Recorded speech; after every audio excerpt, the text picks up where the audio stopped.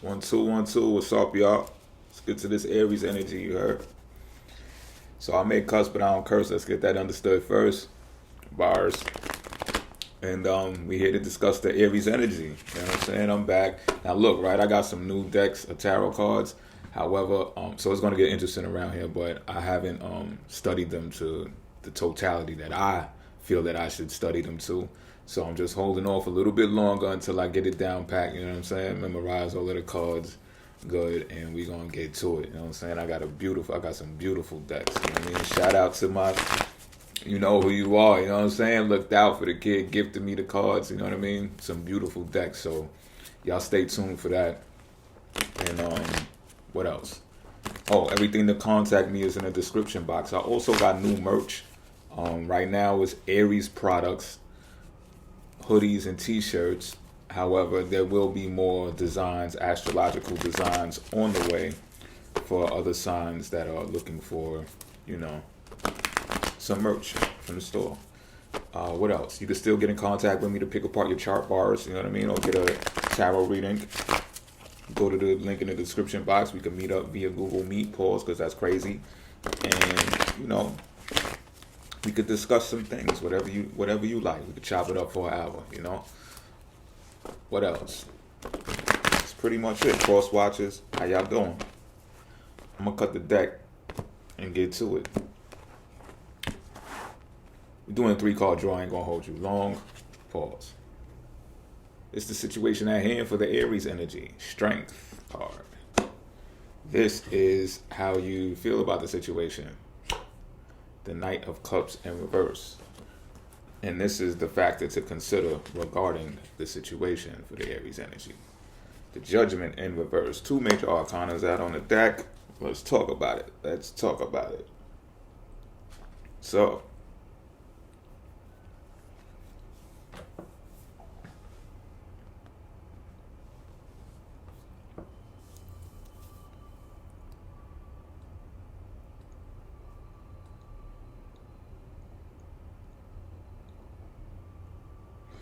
all right. There's someone in your circumference, in your environment, who's making you uncomfortable. I would say uneasy. I think there's a difference between uncomfortable and uneasy. But they're making you uneasy because of the way they communicate. They may even come across as a bully. And I don't mean like a bully in the purest form, like give me your milk money or give me your lunch money and shit like that. I mean like the boldness or the forwardness that's associated with their communication, the way that they address you, the way that they approach you. It might have something to do with, sometimes when you're doing something that is significant in your life, important, let's say, and then you get a text from someone, and you like, man, if you really take your time to think about it, you're like, out of all of the times that I could get a text, all of the times that I could get a phone call, I'm getting it right now.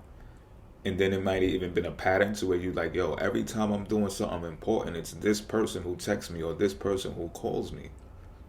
So it's like a very evident distraction of what you're trying to do to obtain your goal.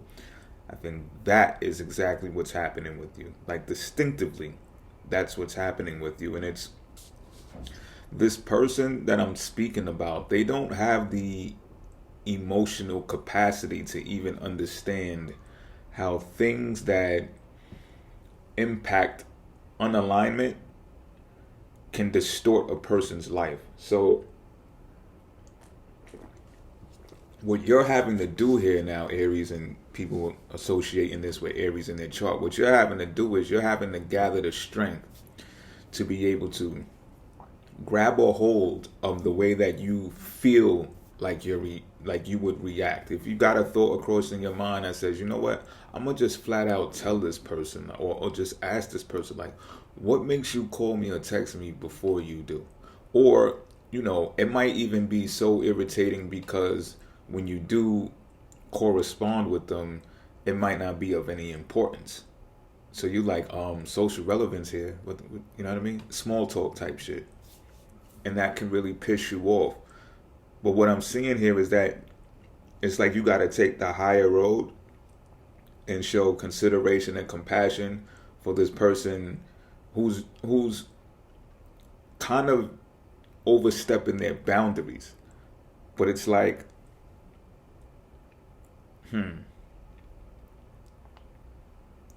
it's like at the same time, you're developing a way that you will eventually tell this person or will eventually address this person about this particular thing. And I'm getting that it's not easy. I think that this person might even be your friend.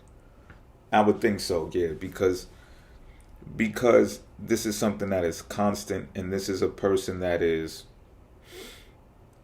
how do I say, they're kind of like dependent on you for your conversation. I don't know if it's for advice or if it's just mere conversation. You know, it might be two, but they might not follow your advice and they might just ask for it anyway. And that might even impact you in a negative way as well. Like, why do you always ask me for my advice on X, Y, and Z, but you never do it? Like, that can be upsetting.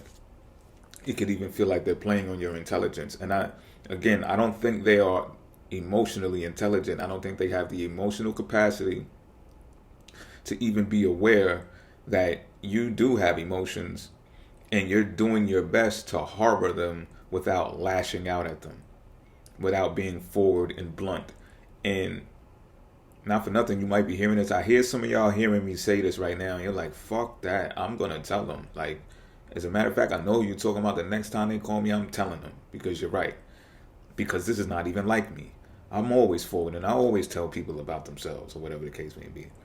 However, the situation at hand, this may be out of your control, is that you should develop some type of compassion and consideration for this situation. I think this is teaching you more something about relationships and correspondence in general than it is just signaling this individual out. I think this is the example. This is the learning moment, and therefore this person is a vessel to actually do this. And the reason why you will eventually address this person about this is because you realize that they have like an identity crisis going on. And what it does is their dependency on your conversation with them makes them question themselves. They develop self-doubt. And it's like you're under the impression that some of it at least stems from having conversation with you. So it makes you even ponder on it even more, like, man, then that means speaking with me and all of this talking that we're doing and texting that we're doing is not even being helpful, because they still are having an identity crisis. So it's like this person can talk, all right? This Knight of Cups, they can talk.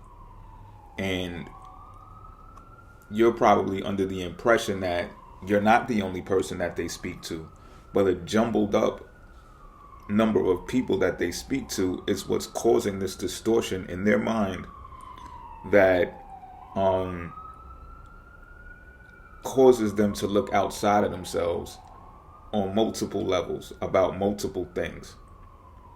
And this, but they won't stop the cycle. They continue to do this. They continue to do this. So it's like they're unaware of their irresponsibility, of them not being responsible for having awareness. And not for nothing, they're having lessons being taught to them at a more rapid pace than the average person does, and they don't listen to the lessons. It's like they don't care. They don't mind repeating cycles and patterns. They don't care. Eventually, listen. Eventually, this person, they're going to experience karma. And I'm not saying this in like a tower moment type of thing. I'm saying this in regards to like one of those lessons are really going to sit them on their ass. I don't know how severe it's going to be, but it's going to be such a teaching moment that they're really going to have to pump their brakes and take a time out and pause and really question what it is that they're doing. Not so much their actions, but their speech. Their communication style is off-putting. Until next time.